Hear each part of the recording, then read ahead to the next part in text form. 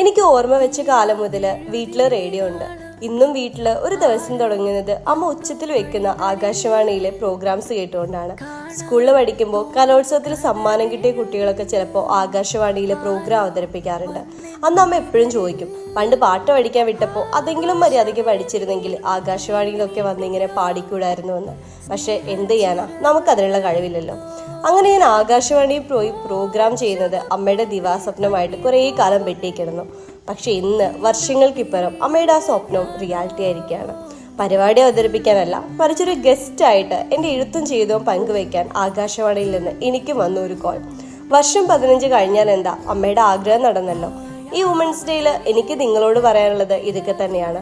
സമയവും പ്രായവും ഒന്നിനൊരു തടസ്സമല്ല. നമ്മൾ നമുക്ക് വേണ്ടി കഷ്ടപ്പെടുമ്പോൾ നമ്മൾ കണ്ട സ്വപ്നങ്ങളെല്ലാം ഏതെങ്കിലും വണ്ടി പിടിച്ച് എന്നെങ്കിലും നമ്മളെ തേടി എത്തുക തന്നെ ചെയ്യും.